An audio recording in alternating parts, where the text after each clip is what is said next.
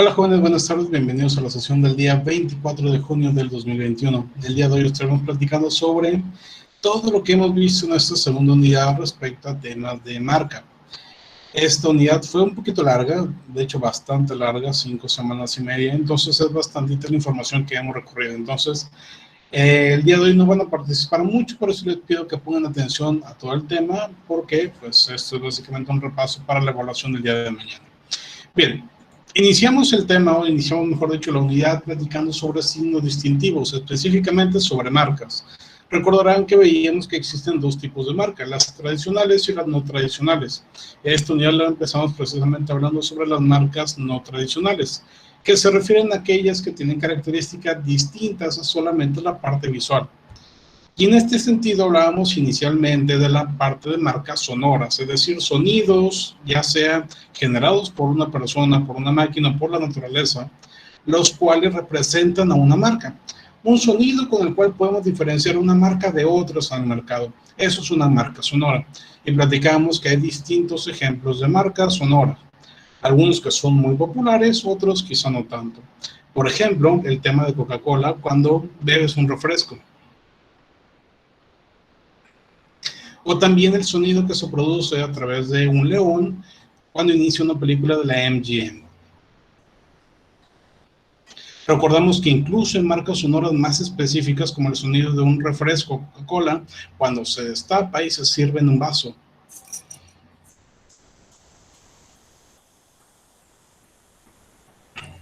O incluso algunas otras marcas que tienen que ver con sonidos musicales, tal como sucede con el jingle de McDonald's.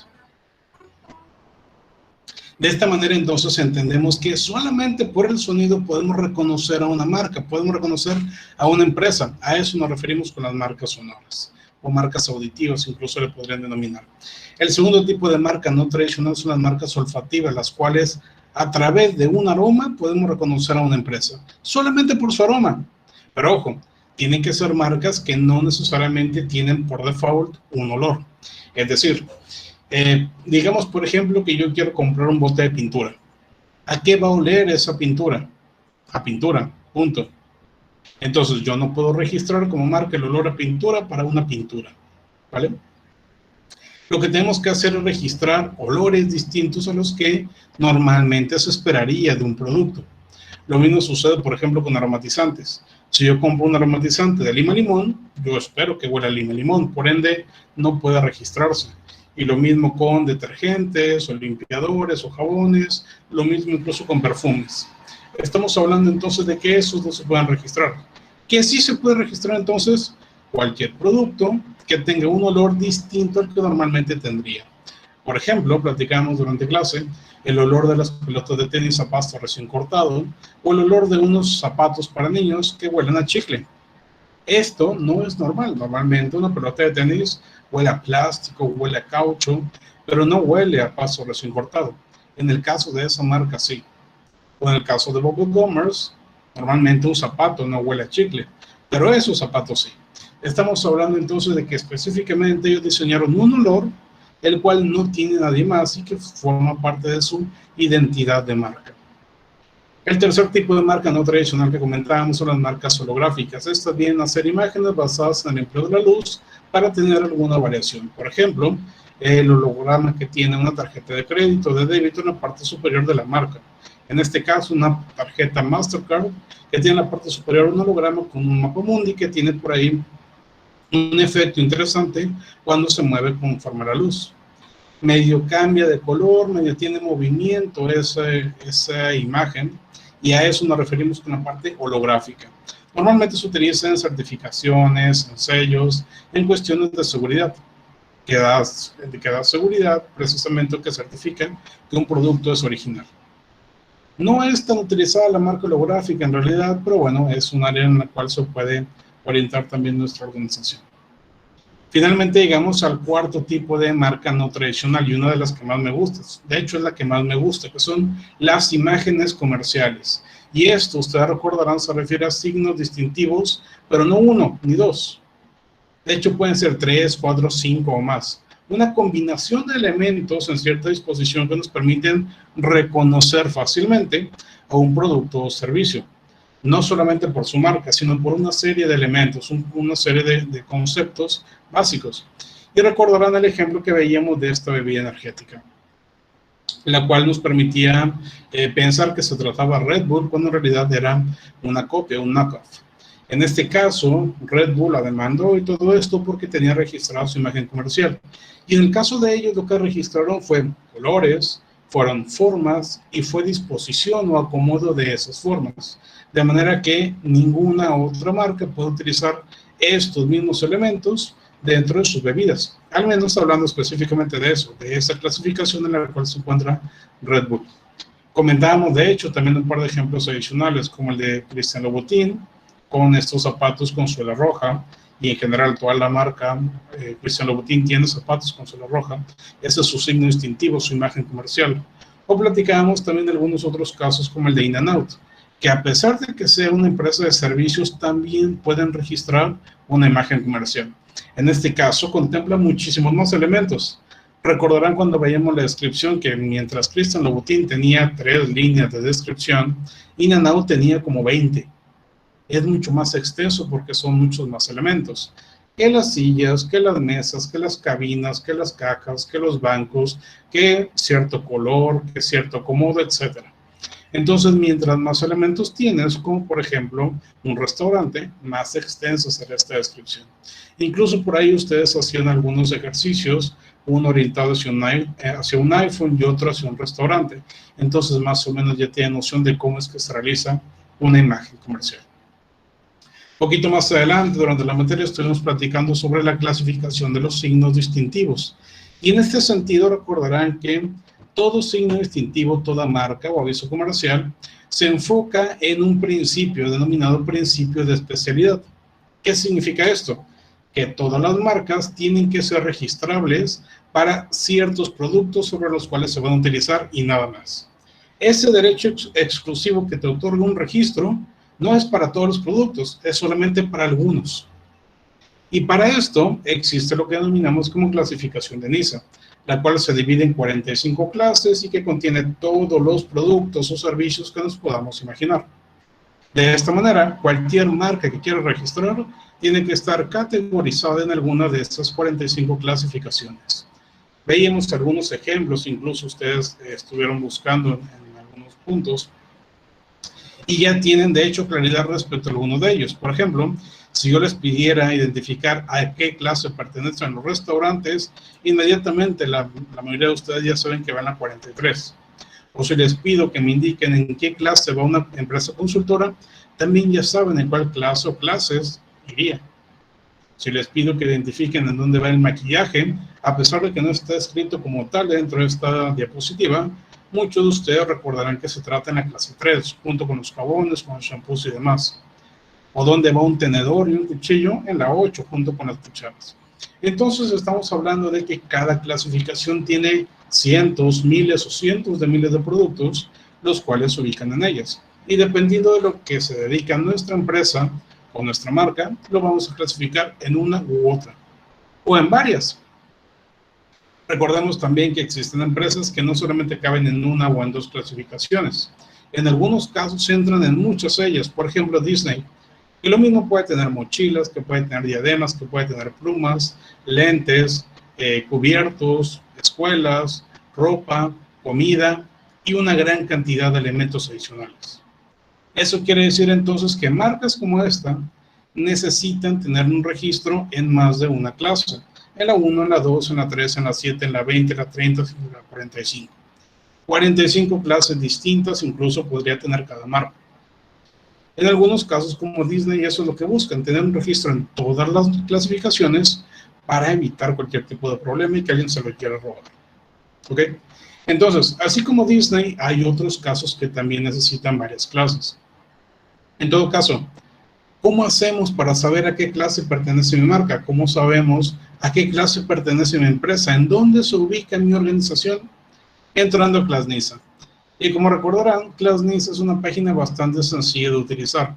Tiene un buscador, tiene una serie de elementos donde podemos ver listadas todas las clases que existen y es bastante sencillo de usar. Incluso hicieron por ahí también un par de actividades, 2 o 3 actividades en la cual ya saben utilizar ClassNISA. Un poquito más adelante pasamos dentro del proceso a identificar cómo saber si mi marca se puede registrar. Y en este caso empezamos haciendo un estudio de factibilidad de registro de signos distintivos, en la cual identificamos si ya se encuentra registrada o no nuestra marca. Y hablamos de diferentes maneras de hacerlo. Una de ellas tiene que ver con la búsqueda fonética. Y en este sentido, la búsqueda fonética nos permite identificar la factibilidad a partir de buscar el nombre. Entonces, solamente buscando el nombre en dos páginas, en Marcia y en Marcanet, tenemos la posibilidad de saber si ya está registrada o si alguien ha intentado registrar en algún momento de la historia la marca que nosotros queremos registrar. Recordarán también que tanto Marcia como Marcanet funcionan de diferentes formas. Y la recomendación que normalmente yo les hago es que hagan su búsqueda en ambas plataformas para evitar cualquier tipo de confusión. ¿Ok? En ese sentido hay que dejar algo bien claro. Ya sea que nosotros estemos desarrollando un estudio de factibilidad para nosotros, nuestra propia marca, o para un cliente, debemos de tener bien claro que los resultados que salgan de ese estudio no son, o mejor dicho, no representan una opinión por parte del INPI. Lo que hacemos con este estudio es tener un poquito más de certeza de que no hay problema en el registro, pero no nos da ningún tipo de autoridad para decir que la marca sí va a estar registrada. ¿A qué me refiero? Si nosotros le estamos, o si un cliente nos está pagando por hacer este tipo de estudios, lo que tenemos que hacer es hacerlo, sí, pero dejarle bien en claro que si no encontramos ningún resultado, no significa que sea totalmente viable. Lo que significa es que tiene mayor probabilidad de registro porque no se encontró nada. Pero eso no quita el hecho de que a lo mejor en las últimas 72 horas quizá otra empresa u otra persona haya intentado registrar y que todavía no se vea reflejado tanto en Marcia como en Marcanet. ¿Ok? Hay que dejar eso bien en claro. Lo que resulta dentro de tu estudio de factibilidad fonética no es necesariamente la realidad, pero sí nos acerca un poquito más a ella. Es mejor hacer un estudio que no hacer nada.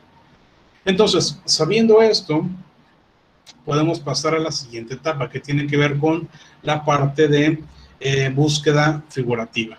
Pero antes de llegar allá, recordemos también un poquito lo que platicábamos sobre cómo es que podemos clasificar una empresa consultora.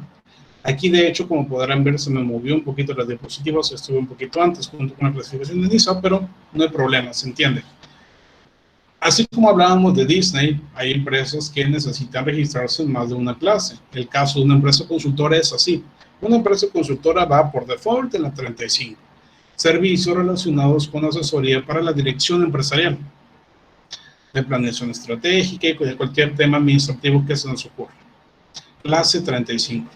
Pero también una empresa consultora nos ayuda dentro de los análisis financieros hacia los clientes. Y también nos ayuda con la formación de capital humano. Y también nos ayuda con temas de diseño, con publicidad, incluso con tecnologías de la información y calidad. Y todavía podemos llegar hasta la clase 45, que nos habla de propiedad intelectual, específicamente relacionado con marcas. Entonces, una consultora puede ir por lo menos en 5 clases distintas. Aunado a eso, podríamos ser una consultora que se especializa en restaurantes y hoteles, entonces también podemos registrarnos en la 43. Una consultora que brinda servicios de asesoría médica y también nos registramos en la 44. Y así podríamos registrarnos en distintas clases. Dependiendo de lo que haga tu empresa, te puedes registrar en varias clases. Obviamente, cada uno de estos registros tiene un costo, ya dependerá de cada quien si se decide por uno u otro. Bien, ahora sí. Sabiendo cómo es que se clasifica una marca dentro de ClassNISA, identificando con total claridad cómo se hace una búsqueda fonética, pasamos después a la figurativa. Y en este caso, a diferencia de la fonética, en lo que nos enfocamos es en la parte visual, en los símbolos, formas, figuras, personajes que incluye tu marca. Y esto, de manera muy similar a la anterior, se enfoca a partir de una categorización. En este caso, clasificamos figuras para que sea mucho más sencillo identificarlas. Existen 29 categorías y después muchísimas divisiones. Ya lo habíamos comentado con bastante claridad hace algunas clases. Tenemos el caso, por ejemplo, de esta niña, la de Watermelon. Y en este caso, Watermelon lo que hace, o en lo que nos enfocábamos en su momento, es en identificar ciertos criterios específicos. En primera instancia, el identificar cuáles son aquellos elementos que incluye esta marca que tenemos en pantalla. ¿Son muchos o son pocos estos elementos? Pues bueno, son varios, de hecho. Estamos hablando de una niña, estamos hablando de una sandía, estamos hablando de un fondo, de unos árboles, de un listón, varias cosas que incluye esa imagen. Entonces tenemos que categorizar cada uno de esos símbolos que incluye para saber dónde buscar. En este caso, la clasificación sería en la categoría 2, en la división 5, en la sección 3 de niñas. Y tenemos este código al final. Y recordarán que al igual que en la parte fonética, la figurativa también se hace tanto en Marcia como en Marcanet. En estas dos plataformas tenemos la posibilidad de crear una marca, perdón, de crear una búsqueda para una marca, una búsqueda figurativa.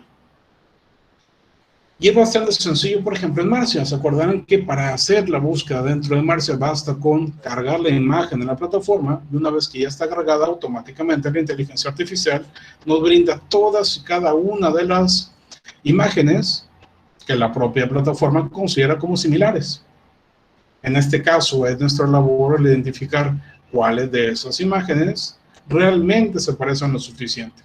Y se acordarán también de que cuando hacíamos esta búsqueda con esta misma marca, nos resultaban 1000, 2000 o 5000 resultados.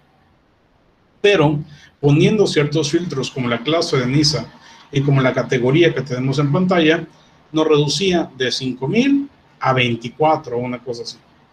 Entonces, ¿qué es más fácil? ¿Revisar 5000 imágenes o revisar 24? Obviamente revisar 24. Entonces, para eso necesitamos saber a qué categoría pertenece. ¿Cómo identificamos la categoría? Dentro de Marcia hay una opción en la cual vemos todas las categorías existentes y allí buscamos. Dentro de Marcanet también existe uno. Bien, una vez que identificamos cómo se clasifica una marca, cómo identificamos la factibilidad fonética y la factibilidad figurativa, entramos a las prohibiciones. ¿Qué cosas se pueden registrar? ¿Cualquier cosa se puede registrar como marca? No.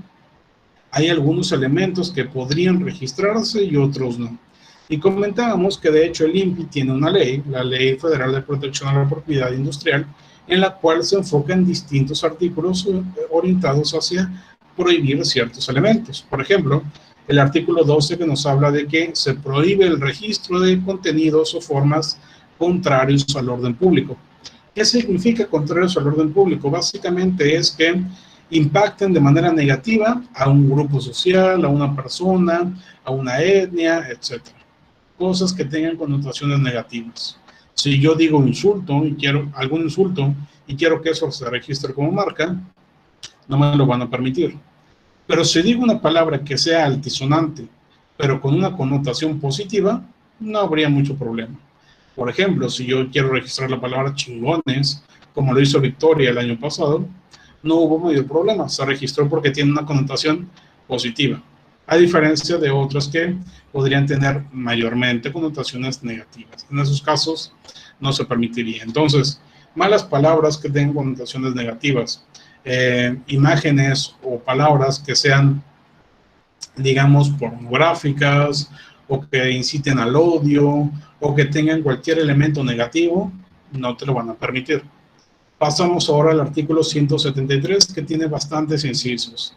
El primero nos habla de uno de los elementos más importantes, de hecho el elemento más principal cuando registramos una marca. Toda marca que intenta registrar tiene que ser distintiva. Por ende, si nosotros tenemos una carnicería y le queremos llamar la carnicería, no nos van a permitir registrarlo, porque es el nombre común, es el nombre de uso común, el nombre técnico de ese tipo de lugares. Una carnicería no se puede llamar la carnicería, no tiene distintividad, por ende, nos la negarían. Segunda prohibición, formas o diseños que sean del dominio público.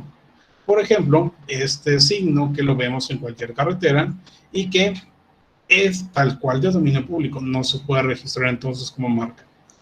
Siguiente, palabras o frases que sean sumamente descriptivas de las características de un producto o de un servicio. Por ejemplo, queso Oaxaca con leche 100% de vaca. No se puede registrar, es demasiado descriptivo. Tampoco se puede registrar letras, números o colores aislados. Hablando, por ejemplo, de esto, de Movistar, tenemos una letra M que está aislada. No tiene nada a su alrededor, no tiene nada cerca. Es solamente una letra M. Pero esa letra M tiene un diseño muy particular. No es una M cualquiera, tiene un diseño que la hace distinta. Y por incluir esa parte de diseño, entonces no hay problema. No podemos registrar tampoco como marcas aquellas que incluyen algún tipo de traducción o variación ortográfica de palabras que no son registrables. Por ejemplo, hace un momento decíamos que no podemos registrar cosas descriptivas. ¿Qué dice ahí arriba? Dice Textstore. ¿Y cómo podemos traducir eso al español? Tienda de tecnología. Entonces, ¿será descriptivo si decimos tienda de tecnología? Totalmente. Entonces, ¿podríamos registrar tienda de tecnología como marca? No. Y si lo pongo en inglés, tampoco. Porque este inciso 6 del artículo 173 de la ley me dice que no se puede. No podemos registrar como marca tampoco signos, emblemas o escudos de países. No podemos registrar como marca tampoco denominaciones, siglas o símbolos de organizaciones reconocidas oficialmente, como los Juegos Olímpicos. No podemos registrar como marca tampoco billetes, sellos oficiales o monedas de algún país o de algún estado autónomo. Tampoco medallas, condecoraciones o cualquier premio de alguna competencia reconocida oficialmente. Tampoco mapas, gentilicios, zonas geográficas o denominaciones. Aquí, por ejemplo, tenemos un caso que se incluye un mapa. Aquí lo podemos apreciar. ¿Por qué este sí se puede? Porque el mapa no está totalmente tal cual como lo estaría en un tema geográfico. Es más bien un mapa estilizado, tiene ciertas curvaturas que lo hacen distinto, además de que incluye otros elementos que lo acompañan. Pero si queremos poner solamente un gentilicio, una zona geográfica, un mapa, una denominación sola, no se podría. No podemos registrar tampoco, ojo, denominaciones de origen cuando se presta confusión. En este caso, habanero es una denominación de origen de nuestro país, así como tequila, así como mezcal, así como otras. Pero en este caso, sí se puede registrar como marca esto que tenemos en pantalla. ¿Por qué sí? Porque la clase en la que se está registrando no tiene nada que ver con chiles habaneros. Tiene que ver, de hecho, con un estudio de diseño, clase número 42. Nada que ver con habaneros, entonces si le pones así a tu negocio, no hay problema. No podemos registrar como marca tampoco nombres, apellidos o seudónimos de personas famosas, estén vivas o no, para evitar confusión.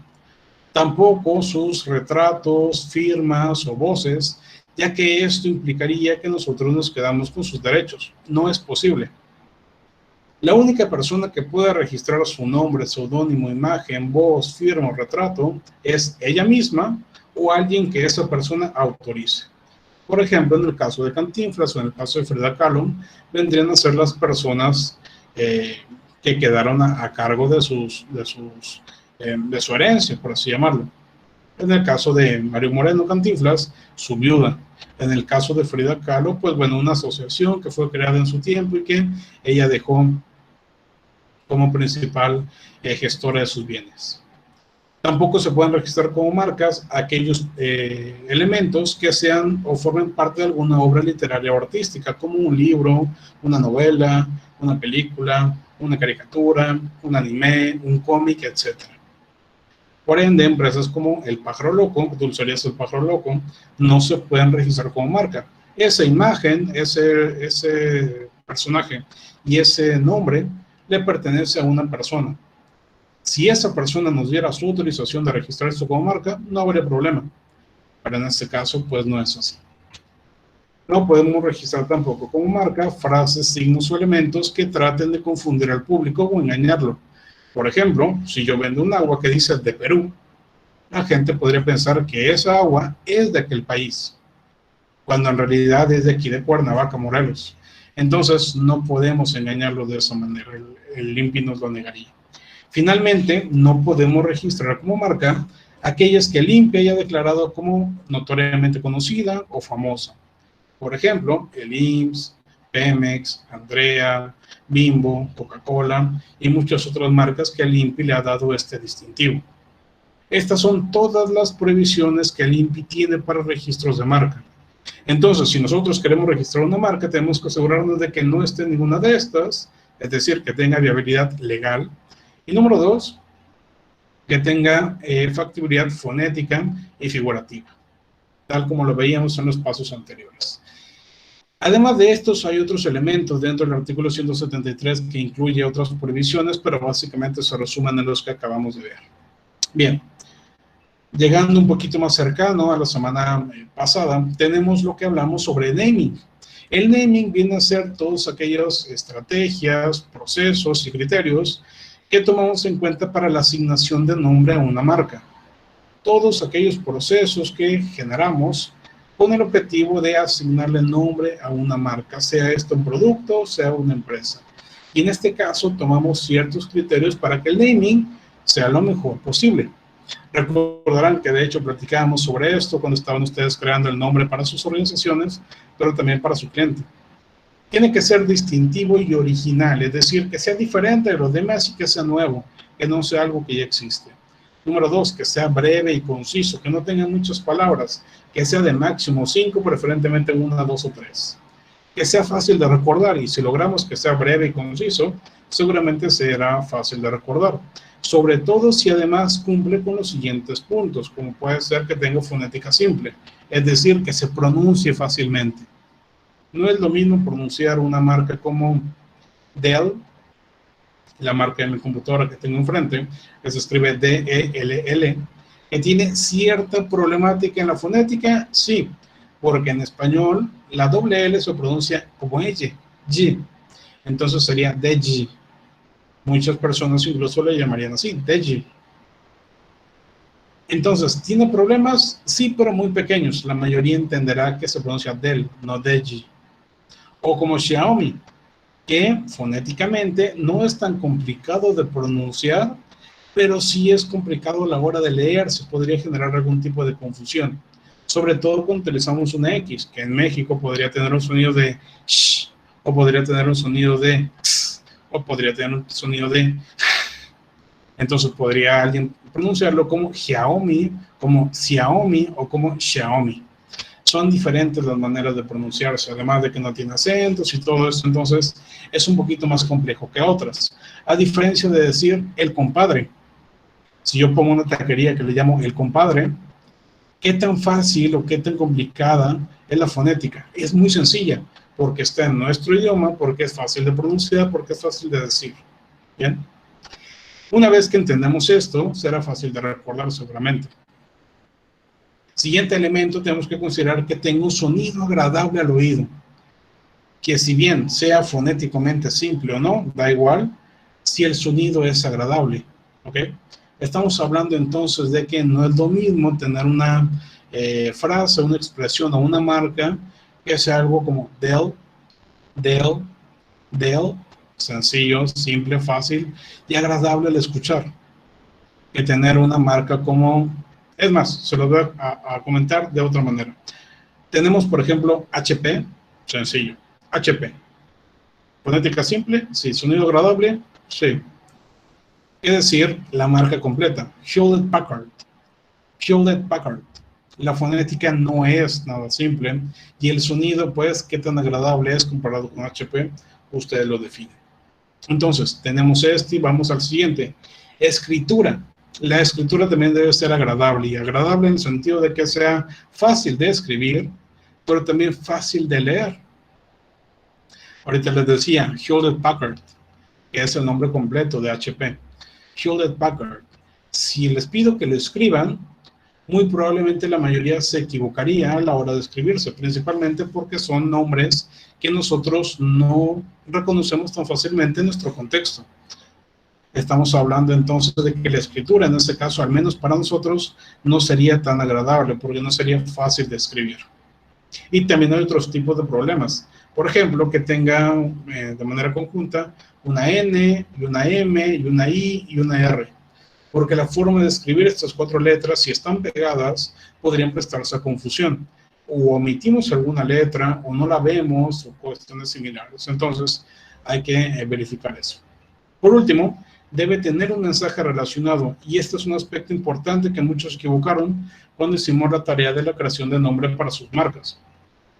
Mensaje relacionado no significa tener un eslogan, sino que significa que la marca que yo establecí significa algo para el cliente.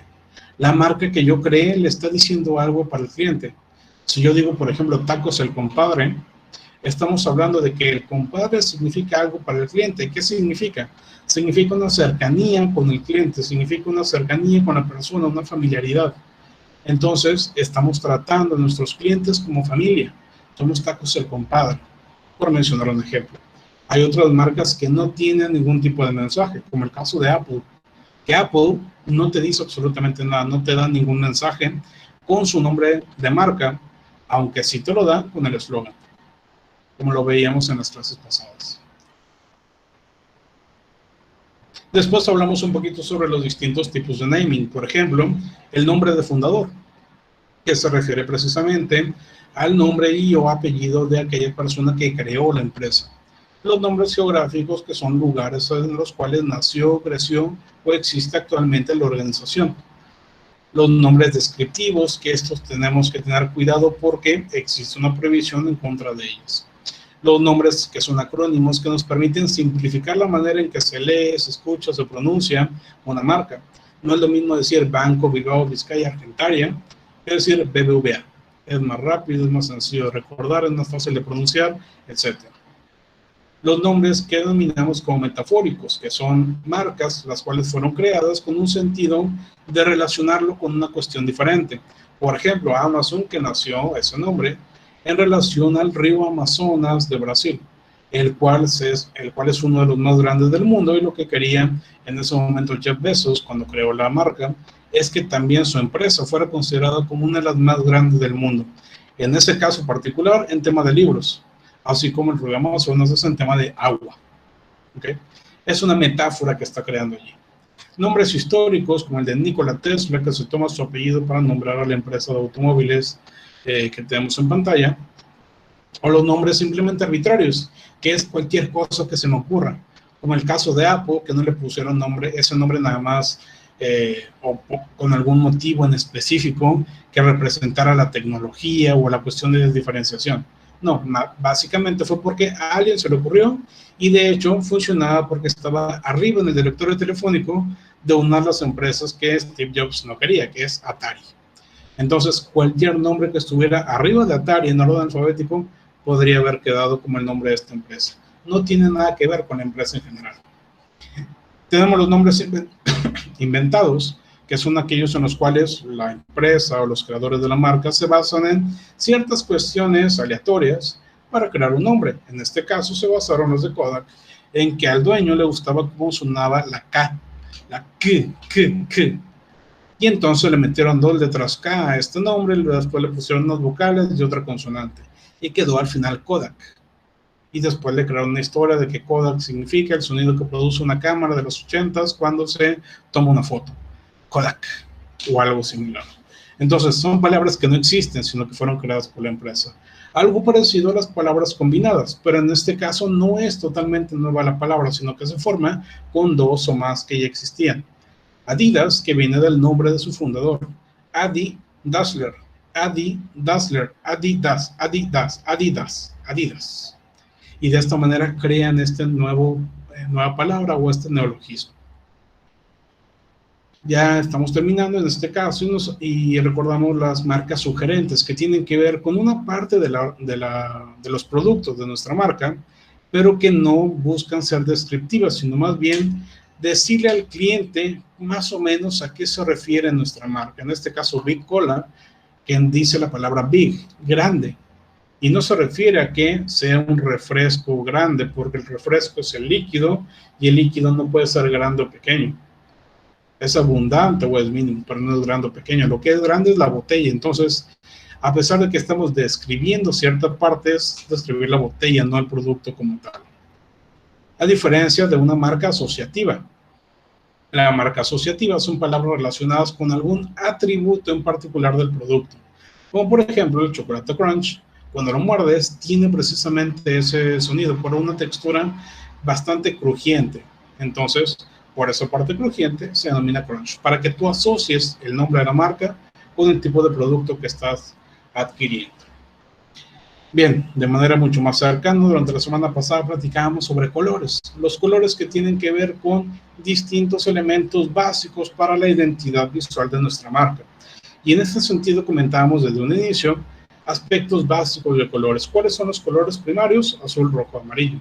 Pero a partir de esto se genera una serie de combinaciones que nos brinda lo que denominamos como rueda de color, ruleta de color, círculo cromático o esfera cromática. Y en este están los primarios, los secundarios y todas las demás combinaciones existentes que podamos formular con todos los colores. ¿Ok? Una vez que entendemos esto, pasamos a identificar cómo elegir a un color para nuestra marca. Y esto es a partir de 3 parámetros clave. Número 1, la tonalidad. La tonalidad que tiene que ver con cuál es el color que vas a elegir. Aquí, por ejemplo, estamos marcando un color o una tonalidad roja. Después, el nivel de saturación, que básicamente es el nivel de intensidad que quieres para tu tonalidad.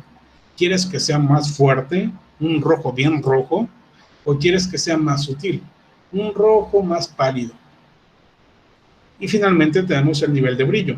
¿Quieres que tu marca o tu color de marca sea más oscuro o que sea más claro? Y de esta manera logramos tener un color final. El que tú elijas, el que más te gustó. En este caso, lo que nos interesa es definir con total claridad cuál es el código de color específico que estamos empleando. Y existen diferentes maneras para identificar este código. Ya les mencionaba durante clase que incluso dentro de PowerPoint podemos tener de manera fácil, a través de la herramienta de cuentagotas, cuál es el color en particular que estamos eligiendo. Ya sea eligiendo un código de color hexadecimal, RGB, CMYK, Pantone, etc. Una vez elegidos los colores o el color principal, tenemos que elegir los demás colores o crear combinaciones de colores. Y eso lo hacemos a partir de una cuestión que se llama armonía del color, la cual se forma a partir de algunas fórmulas. Por ejemplo, la fórmula monocromática, en la cual eliges un color y ese color le vas quitando saturación, le vas quitando brillo o añadiéndole para tener varios tonos de un mismo color, como este rojo y los diferentes tonos que vemos a su lado. También tenemos la fórmula análoga, que básicamente se refiere a elegir los colores que están a un ladito del principal. Tenemos la fórmula complementaria, que tiene que ver con el elegir un punto dentro del círculo y después irnos al punto totalmente contrario. Es decir, el color complementario, como esto que tenemos en pantalla con el rojo y el verde. Lo mismo con el amarillo y el azul, etc. También tenemos las fórmulas de complementario dividido. En este es muy similar al punto anterior, pero no eliges el que está totalmente opuesto, sino que eliges dos puntos que están cercanos. Y desde aquí tenemos que tomar en cuenta una cosa. Siempre que tomas más de dos colores, es decir, 3 o más colores, deberías de enfocarte en un color principal. En este caso podríamos hablar de que el color principal es el azul, porque en la paleta que elegimos allí tenemos 2 azules, un amarillo y un rojo. Entonces el color principal en este es el azul y los demás son complementarios.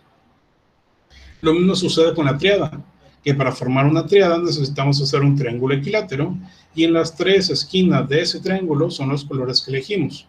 En este caso un azul, un amarillo y un verde. Y lo recomendable también es que elijamos uno de esos 3 colores como el principal, en este caso el morado. Lo mismo sucede con la fórmula tetraédrica. En lugar de un triángulo formamos un cuadrilátero y donde queden las esquinas serán los puntos que vamos a tomar para elegir los colores. Bien, estas son las distintas fórmulas. ¿Cómo hacemos entonces para crear nuestra paleta de color? Si queremos seguir estas mismas fórmulas, tenemos algunas páginas que nos pueden ayudar. Por ejemplo, Galactic Ink, que ya les comentaba que pueden elegir su paleta de colores con diferentes niveles de tonalidad, de saturación y de brillo, tal como lo vemos en pantalla. Algo similar con Paleton, que también les mostraba que podemos ajustar brillo, saturación y tonalidades hasta lograr ciertas paletas de colores que nos interesan. E incluso podríamos inspirarnos de la realidad, simplemente tomando colores de cosas que ya existen en la naturaleza. Esto es la fórmula que más me gusta a mí y que de hecho les mostraba en algún momento cuando creamos una paleta de colores a partir de un simple plato de pozole. De esta manera logramos 4 colores que puedo utilizar para mi empresa. el color naranja pozole, el rosa rabanito, el verde lechuga y el azul plato. Finalmente, durante esta semana platicamos sobre gestión de marca. Y en este caso, la gestión de marca como tal se refiere a identificar o establecer, más bien a crear, cuál es la marca que voy a estar utilizando. Después, protegerla y finalmente darle promoción. Esto con un objetivo principal: brindar una imagen positiva de la empresa a partir de esos signos distintivos, que básicamente son dos: la marca y el eslogan. En eso nos basamos para gestionar una marca. En términos específicos, debemos establecer una identidad. Esa identidad debe permitirnos crear o mantener una conexión grande con el cliente, un engagement, engancharlos, conectar con ellos de manera que siempre quieran estar con nosotros. Y platicamos, por ejemplo, el caso de Coca-Cola. ¿Qué elementos incluye Coca-Cola normalmente en su publicidad que son parte básica de su gestión de marcas? La familia, las reuniones, la convivencia, la paz, la felicidad. Y entonces cada vez que pensamos en Coca-Cola, pensamos en esos anuncios, pensamos en la felicidad que nos produce, el pensarlo en las reuniones, o la felicidad que nos produce el tomar ese refresco. A pesar de todo lo negativo que trae consigo, sigue teniendo una identidad bastante fuerte, bastante poderosa, que hace que conectemos con ellos. La gestión de marcas como tal tiene que ser orientada a partir de un propósito que las guíe, y ese propósito es a partir de 3 conceptos clave: una filosofía empresarial, misión, visión, valores; una identidad visual, todo el aspecto de nombre, figuras, símbolos y colores que estamos creando; pero sobre todo, pilares de marca. Estos en su conjunto forman la identidad. Y para llegar entonces a esto, después de que ya tenemos una filosofía y una identidad visual, necesitamos crear los pilares. Estos pilares inician con un propósito. Posteriormente le tenemos que plantear una promesa al cliente, una serie de atributos y posicionarnos en su mente o en el mercado. El propósito de la marca, ¿a qué hace referencia? Muy sencillo. El propósito de la marca es para qué existe esa marca. Y el día de ayer precisamente platicábamos del caso de Apple. ¿Para qué existe Apple? Para pensar diferente. Y en este caso ellos no pudieron ponerle ese propósito a su signo principal, al Apple, pero sí a su eslogan. El Think Different es el propósito de su marca. No siempre el propósito es un eslogan, pero en muchos casos sí lo es, como este. Después llegamos a la promesa.